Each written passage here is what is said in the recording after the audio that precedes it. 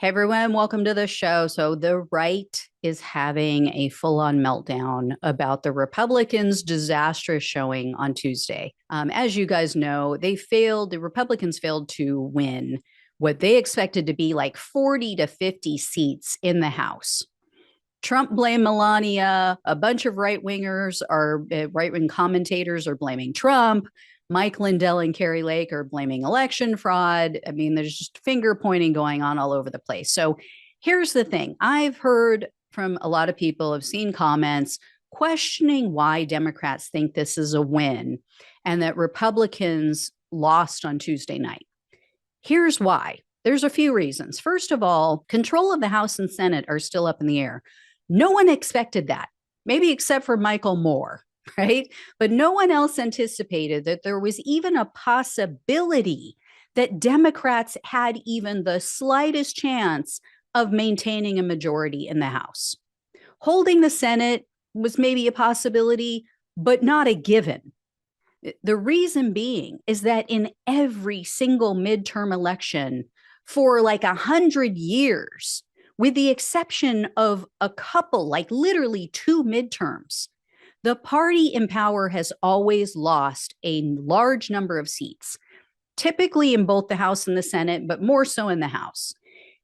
For example, in 2018, Donald Trump's party lost 40 seats in the House. In 2014, Barack Obama's party lost 13 House seats and 9 Senate seats. In 2010, they lost 63 House seats and 6 seats in the Senate. In 2006, Bush Jr. lost 30 House seats and 6 Senate seats. Under Reagan, Carter, Bush Sr., Nixon, the list goes on and on. This is what has happened in almost every single midterm.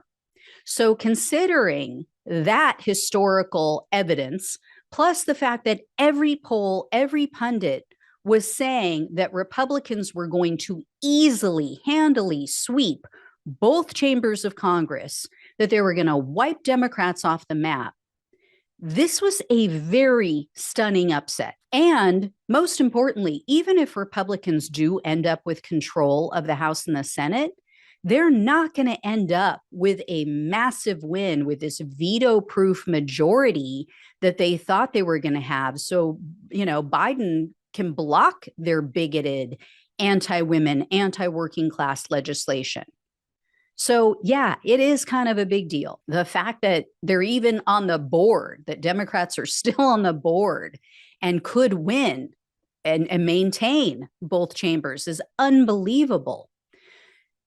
But back to MAGA, back to their meltdown. So longtime Trump bootlicker Mike Cernovich tweeted that Republicans took, quote, an ass kicking, but he said that the silver lining is that, quote, no one has to suck up to Trump anymore. The country doesn't care about the 2020 election. Trump can't move on. Oh, well, bye. Uber conservative Ben Shapiro said that the so-called red wave turned into a red wedding. Little Game of Thrones reference there for those who don't know. If you didn't watch the Game of Thrones series, spoiler alert, they were all murdered at the red wedding. Also on Twitter, National Review reporter Michael Doherty wrote, quote, all the chatter on my conservative and GOP channels is rage at Trump like I've never seen. The one guy he attacked before Election Day was DeSantis, the clear winner. Meanwhile, all of his guys are shitting the bed. Two other lesser known Trump loving Twitter users that are popular with, MAGA, they stated, quote, time to move on from Trump, and quote, Trump's big November 15th announcement should be an endorsement of Ron DeSantis for president in 2024. We can do better. Even the alt-right rag, the New York Post, ran a front page story with a picture of Trump shaped like an egg sitting on a brick wall. And they referred to him as Trumpty Dumpty. And then they wrote, quote, Don, who couldn't build a wall, had a great fall. Can all the GOP's men put the party together again?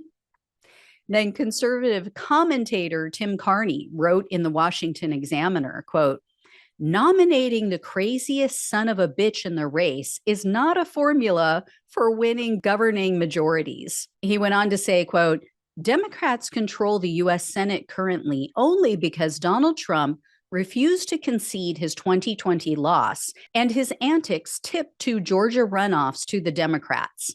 Republicans are where they are because of the low quality of leaders the party keeps nominating. Yikes. Ooh, this is so bad. This is all so bad. But then there were Fox News pundits like Mark Thiessen. He gets that the Republican Party is headed in the wrong direction, but instead of urging them, hey, let's turn around, let's go back the other way, he's trying to hand them a broken compass, essentially. He pointed to Republicans like Ron DeSantis and Greg Abbott and said that that is what the country wants. That's what the Republican Party should be aiming for and the type of people they should nominate. No, that's what the cray-crays in Florida and Texas want, not the rest of the country. And then you've got Donald Trump posting on his failing social media site, in all caps, by the way, that he's not angry. All caps. He's not angry about the midterms, you guys. Because journalists wrote that they've been speaking to people close to Trump and that he's raging about Tuesday's election. And they say he's blaming his wife, Melania. He's blamed Sean Hannity for urging him, apparently, to back Dr. Oz in Pennsylvania. And he's also now attacking Ron DeSantis. He's threatening. He literally threatened Ron DeSantis that, if he runs, it's not going to be good for him. Be very bad for him. And, there's things that I know about him that I could tell people that nobody knows except for maybe his wife. Yeah. As for those who lurk in the shadows online and MAGA world, it's getting ugly. Threats are swirling. Stop the Steal organizer Ali Alexander has promised to organize protests in Arizona, quote, if there is a theft. On sites filled with Trump supporters, they were responding to a screenshot of a Trump Truth Social post, which he filled with election lies, election fraud conspiracy theories. The comments were loaded with violent threats. One user wrote that Trump was giving them, quote, marching orders. And another said, quote, military tribunals with death penalty sentences for treasonous voter fraud.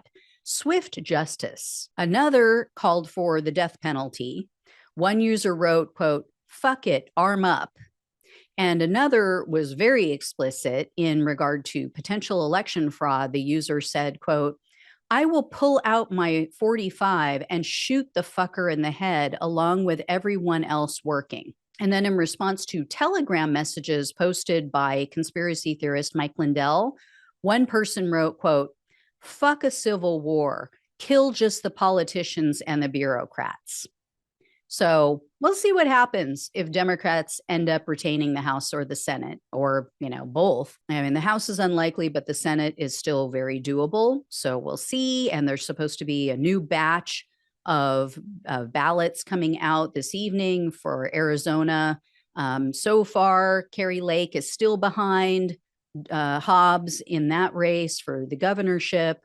You've also got Mark Kelly still slightly ahead from Blake Masters for the Senate, but we don't know how these new batch of ballots are gonna come down, because most of them, they're saying, are from the day of, which tend to skew Republican. So that's a little nerve-wracking. But I would love for Lindell to explain if this is all stolen, or Ali Alexander, if this is stolen, if this was rigged, Trump supporters, then why haven't the Democrats just outright won?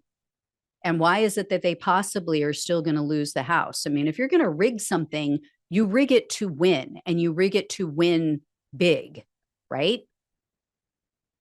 Anyway, and there's seats that some of Trump's people won, very few. But, look at JD Vance. JD Vance won in Ohio. If the Democrats are rigging things, why didn't they rig it for their candidate? in Ohio. They make no sense, of course. Anyway, guys, thanks so much for watching and listening. Please like, share, subscribe. Please leave a super thanks if you can. I so appreciate all of you. Thank you so much. Take care. I'll talk with you soon.